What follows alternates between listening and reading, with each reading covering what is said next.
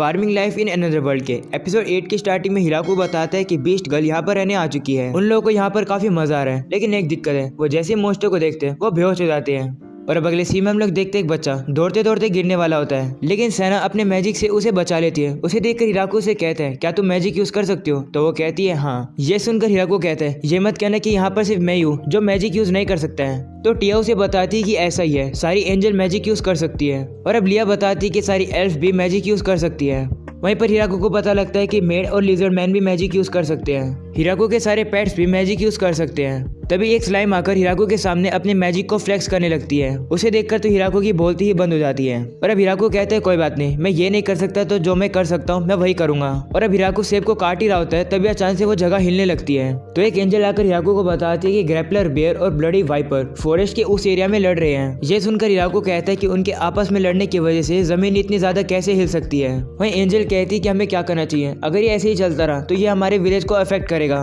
ये सुनकर हिराकू कहते हैं हाँ वो तो है। और अब वो एंजल से पूछता है क्या हम उन्हें खा सकते हैं। ये सुनकर एंजल शॉक हो जाती है। और अब अगले सीन में हम लोग देखते हैं वो एंजल हिराकू को उड़ाकर उन्हें मोस्टर के पास लेकर जा रही होती है। और अब वो लोग उन मोस्टर के पास पहुंच जाते हैं। वो मोस्टर भी उन लोगों को देख लेते हैं। एंजल हिराकू से कहने लगती है हमें वापस चल के हेल्प लेकर आनी चाहिए। तो हिराकू से कहते हैं नहीं रहने दो, मुझे बस तुम नीचे ले चलो। तो एंजल भी मान जाती है और वो हिराकू को नीचे लेकर जाने लगती है। वहीं हिराकू अपने टूल को निकालकर उन मोस्टर के ऊपर हमला कर देता है और उन्हें काफी इजीली से हरा देता है। ये देखकर सारी एंजल हैरान हो जाती है कि हिराकू ने एक ही हिट में इन मोस्टर को हरा दिया। और अब अगले सीन में हम लोग देखते हैं हिराकू उन मोस्टर की मीट का यूज करके खाना बनाने लगता है। पहली डिश के अंदर वो वाइन डालता है और वो डिश तैयार हो जाती है जिसका नाम होता है वाइन ब्रेश ग्रैपलर बेयर। हिराकू को उसका टेस्ट थोड़ा गेमी सा लगता है। अगली डिश जो हिराकू बनाता है वो होती है ब्लड वाइपर, जो कि सभी लोगों को काफी पसंद आती है। वहीं हिराकू कहता है कि मेरे खाने में एक चीज की कमी है। और अब अगले सीन में हम लोग देखते हैं हिराकू फ्लोरा की लैब में आ जाता है और फ्लोरा से पूछते हैं कि क्या तुम्हारे पास कोई ऐसी चीज है जो कि एंटी बैक्टीरियल एजेंट की तरह काम करे, क्योंकि मैं एक नई रेसिपी बना रहा हूँ जिसमें मुझे इसकी जरूरत है।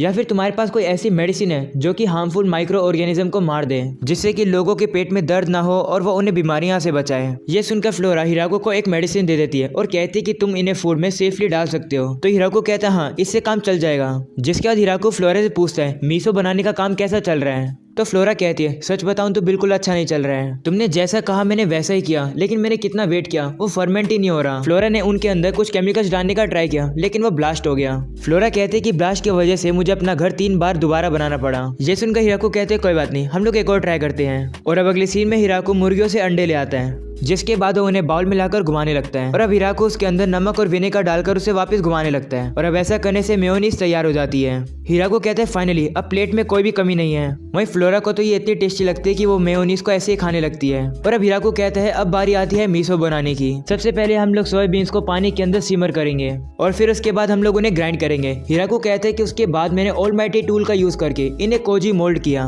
और अब कोजी को नमक के साथ मिलाकर उनकी बॉल्स बना ली। फिर उसके बाद हमने उन्हें बैरल में पैक कर दिया, जिसके बाद हम इन्हें कुछ महीनों के लिए ऐसे ही रख देंगे। फ्लोरा कहती इतना ज्यादा समय, तो हिराकू कहता है हाँ जितना समय हम लोग इन्हें ऐसे ही रखेंगे ये इतने ज्यादा ही और टेस्टी बनेंगे। तभी वहाँ पर लू आ जाती है। वो हिराकू को बताती है कि कुछ गेस्ट आए हैं। और अब हिराकू को पता लगता है कि उनके गेस्ट ड्वार्फ का एक ग्रुप है जिसके लीडर का नाम डोनोवैन है। डोनोवैन हिराकू से कहता है कि हमने सुना है तुम्हारे विलेज में हाई क्वालिटी की अल्कोहल है, हम चाहते हैं कि तुम वो हमारे साथ शेयर करो। ये सुनकर लू और बाकी सब कहते हैं हमारी वाइन काफी ज्यादा कीमती है, तुम्हें बदले में कुछ देना होगा। तो डोनोवैन कहते हैं कि हमारे पास पैसा नहीं है, लेकिन हमारे पास टेक्नोलॉजी है। हमने अपनी जिंदगी अल्कोहल प्रोडक्शन को स्टडी करने में लगाई है और हम काफी दूर से यहाँ पर आए हैं। तुम्हारे विलेज में काफी अच्छी क्रॉप्स हैं, हम तुम्हारी हेल्प कर सकते हैं इन्हें अल्कोहल में बदलने के लिए। डोनोवैन उनसे पूछता है तुम्हें नहीं पीनी अल्कोहल। वहीं पर सारे लोग तो एक्साइटेड होते हैं, वो कहते हैं हाँ हमें पीनी है। और अब अगले सीन में हम लोग देखते हैं ड्वार्फ अल्कोहल बनाना शुरू करते हैं। वो लोग डिस्टिलेशन का यूज करते हैं। हिराकू कहता है हाँ मैंने ये साइंस क्लास में पढ़ा था। और अब डोनोवैन हिराकू को कॉर्न विस्की देता है। हिराकू से पीता है तो वो उसके लिए काफी ज्यादा स्ट्रॉन्ग होती है। और अब हिराकू बताता है कि इसी के साथ डोनोवैन और बाकी के ड्वार्फ हमारे विलेज में रहने लगे। और अब रात में हम लोग देखते हैं हिराकू बीस्टमैन और ड्वार्फ के लिए वेलकम पार्टी रखता है। सभी लोग मेयोनीज और अल्कोहल को एंजॉय कर रहे होते हैं।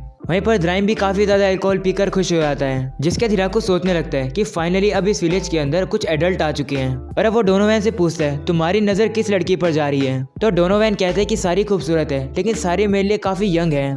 अगर इनमें से किसी एक की दाढ़ी होती तो वो मेरी टाइप होती। सुनकर हिराकू सोचता है कि ये कैसा टाइप हुआ।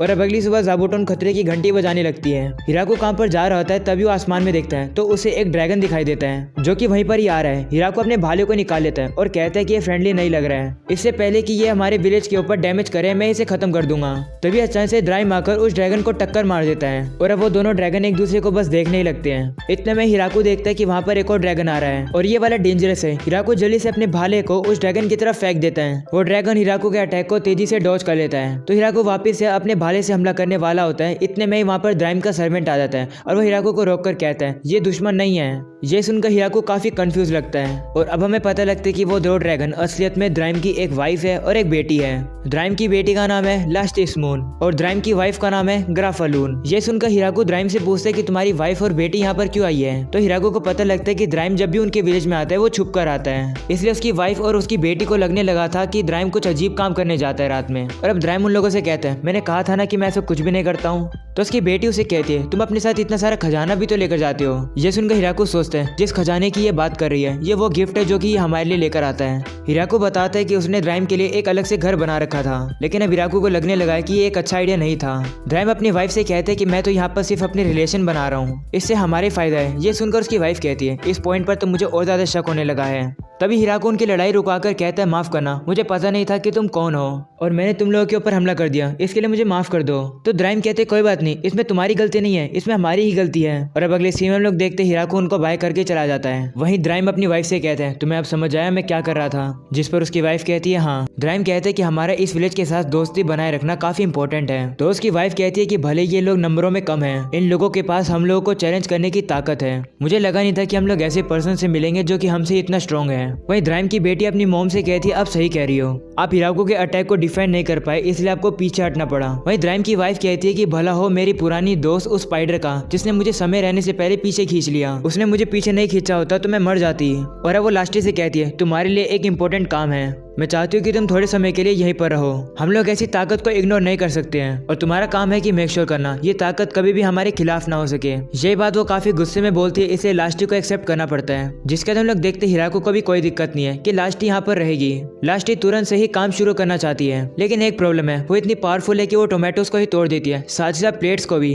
और जब वो चीख मारती है तो काफी बड़ा ब्लास्ट हो जाता है। हिराको सोचने लगता है कि हमें इसका क्या करना चाहिए। ड्राइम ने तो कहा था कि इसे काम देते रहना, लेकिन तभी हम लोग देखते हैं कि हिराको के वुल्फ भी डर रहे होते हैं। तो टिया हिराको को बताते हैं कि जब से ड्रैगन्स आए हैं सभी लोग डर रहे हैं, काऊ और चिकन्स भी डरे हुए हैं, इसलिए हमें दूध और अंडे नहीं मिल रहे हैं। तो हिराको कहते हैं ये तो होना ही था, ड्रैगन इतने पावरफुल जो होते हैं। तो टिया कहते हैं कि वो सिर्फ पावरफुल नहीं होते हैं बल्कि उनकी नॉलेज और विजडम काफी ज्यादा अच्छे होते हैं। ये सुनकर हिराको को एक आइडिया आता है। और अब अगले सीन में हम लोग देखते हैं बीजल जब सामान लेने आता है तब वहाँ पर लास्टी आती है। वो बीजल से कहती है कि मैं यहाँ पर रिलेशंस को हैंडल करने के इंचार्ज हूँ। लास्टी को देखकर बीजल काफी ज्यादा डर जाता है, वो सामान बताने लगता है। तो लास्टी उससे कहती है कि हमारे पास ऑरेंजेस का स्टॉक कम है तो उसकी जगह क्या आप स्ट्रॉबेरी ले सकते हो। तो बीजल डरा हुआ कहता है हाँ ठीक है हम लोग ले लेंगे। जिसके बाद हम लोग देखते हैं बीजल का ऑर्डर तैयार हो जाता है। ये देखकर हिराको समझ जाता है कि लास्टी इस काम को अच्छे से हैंडल कर पा रही है। और अब बीजल वापस जाकर बाकी जनरल्स को बताता है कि अब उनके पास ड्रैगन्स भी हैं।